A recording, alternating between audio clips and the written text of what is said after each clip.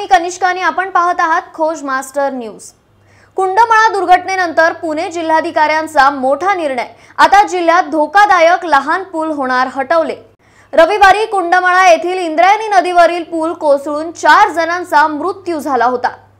40 ते 45 जणांना नदीतून वाचवण्यात यश आलं। या दुर्घटनेनंतर जिल्हाधिकारी जितेंद्र डुडी यांनी मोठा निर्णय घेत गाव आणि वाड्यातील धोकादायक लहान पूल पाडण्याचे आदेश दिले आहेत। पुणे महापालिकेने देखील शहरातील सर्व पूल, कॉजवे आणि कल्व्हर्टर्सचं स्ट्रक्चरल ऑडिट करण्यासाठी निविदा काढली आहे। या प्रकरणाची चौकशी करण्यासाठी 6 सदस्यीय समितीही गठीत करण्यात आली असून 15 दिवसात अहवाल सादर केला जाणार आहे। कुंडमाळा दुर्घटनेनंतर प्रशासन आता खंबीर हालचाली करत आहे। पुढील घडामोडींसाठी जोडले रहा।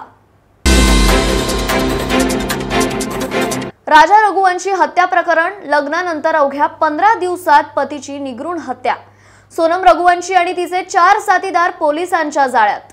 मेघालयातल्या शिलाँगमध्ये 23 मे रोजी राजा रघुवंशीची हत्या झाली।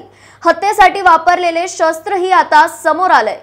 राजाच्या हत्या प्रकरणी सोनम, तिचा प्रियकर राज कुशवाह आणि इतर तिघे विशाल, आनंद आणि आकाश पोलिसांच्या ताब्यात आहेत। हत्येची योजना प्रियकर राजने आखली, सोनमने मदत केली। गुवाहाटी स्टेशन जवळून खरेदी केलेल्या शस्त्रांनी राजावर वार झाले। राजाचा मृतदेह 2 जूनला सापडला। सोनम 8 जूनला गाझीपूर मधील ढाब्यावर मिळाली। उर्वरित आरोपी मध्य प्रदेश आणि यूपी मधून अटकेत। 11 मे लग्न, 20 मे हनीमून ट्रिप, 23 मे हत्या आणि आता खळबळजनक खुलासे। राजाच्या कुटुंबियांनी जिला सून मानलं, तिनेच त्यांच्या पोराचा जीव घेतला। वीज नसल्याच्या रागातून महावितरण कार्यालय पेटवले। वीज नसल्याचा संताप आणि थेट कार्यालयात पेट्रोल ओतून आग।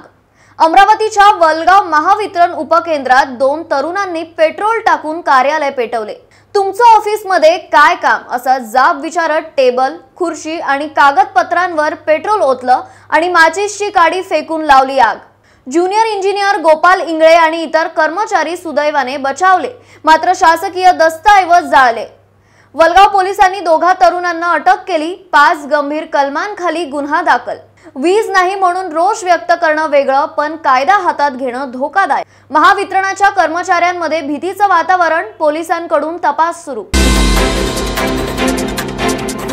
मुंबई पावसाचा आढावा व पाणी पुरवठा बंद। मुंबईकरांनो, 2 दिवसांच्या मुसळधार पावसानंतर आज थोडा दिलासा, पण धरण अजूनही रिकामीच।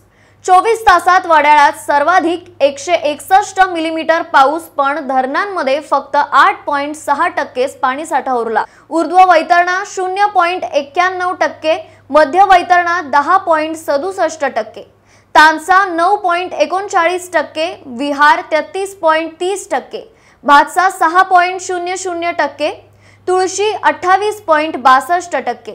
अंधेरी पश्चिम मध्ये 19 जून रोजी 11 तास पाणी पुरवठा बंद। वेसावे व वांद्रे जलवाहिन्यांची दुरुस्ती होणार आहे। बृहन्मुंबई पालिकेचे आवाहन, पाणी जपून वापरा।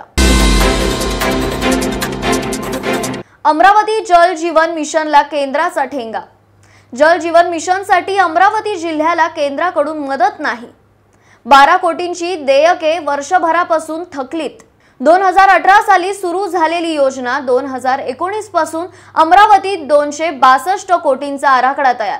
त्यापैकी अर्धा वाटा केंद्राचा, पण निधी ठप्प। राज्य सरकारकडून निधी वेळेवर, पण केंद्राने वर्षभरातही पाठवले नाहीत 12 कोटी रुपये। अमरावतीतल्या गावांमध्ये जल जीवन मिशनची गती मंदावली, योजनांचा खोळंबा। मुरलीधर मोहोळ यांच्याकडून वारी तयारीचा आढावा।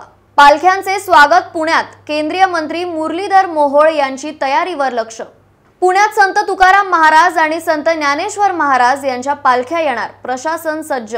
केंद्रीय मंत्री मुरलीधर मोहोळ यांनी आज शहरातील पालखी मार्ग आणि सुरक्षेच्या उपाययोजनांचा घेतला आढावा।